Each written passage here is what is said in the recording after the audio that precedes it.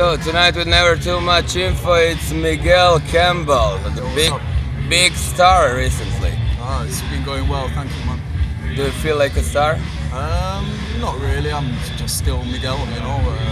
But yeah, it's been really nice to be able to spread my music around and things. So yeah, it's been perfect.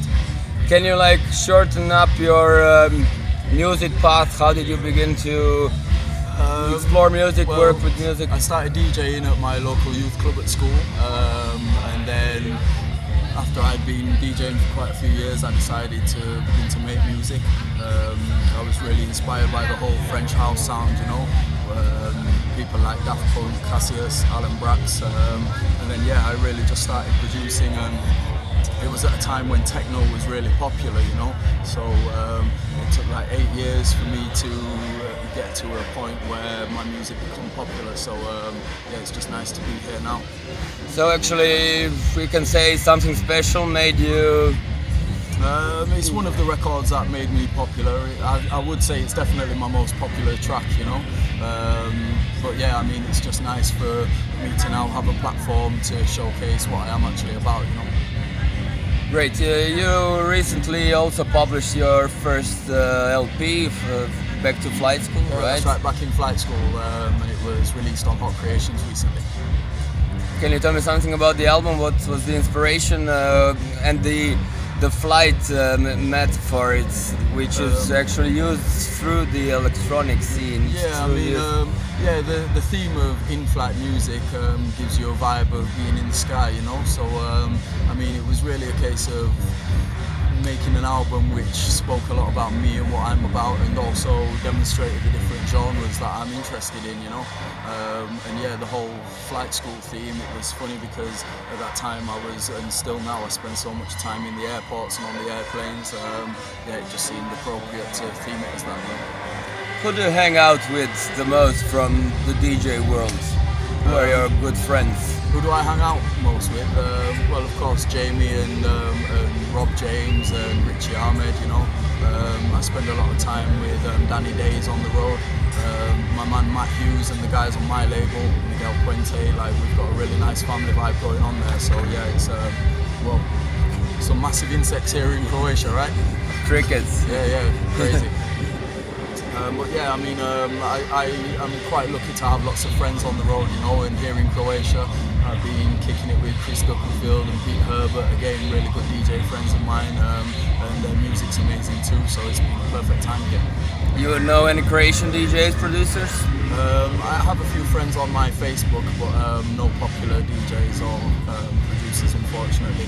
But I've been hearing some really good things about some of the music that's coming out of here, like the Balearic sounds that are being made. So I'm going to make sure and check those out as soon as I hit Ibiza. Okay, you told me you were in Croatia for the first time 4 years ago in Petričane, right? Yeah, that's right, a festival called Like Minded. Okay, how did you like it? Yeah, it was amazing, you know. I think it was the old venue where this was, had a tiki bar and barbarellas and things, and yeah, it's just magical vibes, you know. I love all the different colours in the trees, and it's all outdoor, you know, so it's a really nice free feeling. Okay, and now a couple of days ago you played the Hideout Festival. Can you compare the Hideout Festival and the Electric Elephant? Yeah, I mean, it was two totally different festivals, you know. I think this one seems a lot more international, and Hideout has many more UK people there, you know. There was a lot more of a intense feeling at Hideout, you know, because people were there for one reason, and that was to party. Whereas at a festival like this, people are here to party, chill, hang out, and yeah, I mean, it's a totally different festival, but again, amazing vibes here in Croatia, so it's perfect. You spend a lot of time in Ibiza now, right? I presume, and yeah. Croatia is generally, you know, becoming a big thing in the world, and everybody's comparing Croatia with Ibiza. How can you? Sure. I mean, Croatia is like an old school Ibiza, you know. I mean, it's so untouched here in Croatia. It's all very rustic and things. So yeah, it's got a really nice natural feel to it. I currently live in Ibiza, and I mean, this year particularly, it's really exciting. There are so many new nights and things happening there, and I mean, when you look at the nights that are being advertised for Croatia and the festivals and things, it's certainly following closely now. So it's going to be interesting in the next 10 years to see how it actually develops. Okay, what can we expect from Miguel in the recent future? The next project I'm working on is a remix for the guys at Basement Jaxx. I've probably been working on it for around 8 weeks or something now.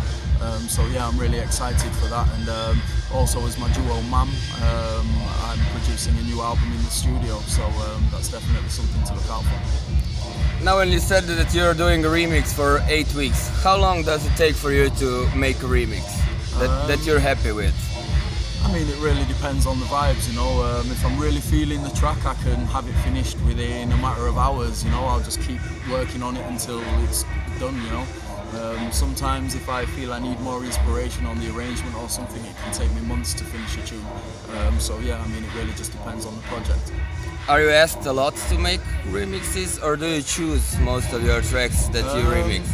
No, I mean, in the early days I used to just choose a track, get the tune and make it on my computer, you know, but now I tend to wait and I'm requested by other artists and bands, and if I feel I like the track or the artist right to work with, then yeah, I'll do it. But I feel it's important to know a person before you work together. Certainly you have to know their music, you know, and know that you can represent that sound in your own way.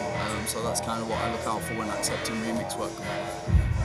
Thank you, Miguel Campbell. You're welcome, thank you. Can you say hello to the readers of Never Too Much Info? Yeah. Hey guys, I hope you're well, and I'll hope to see you back here in Croatia. Peace.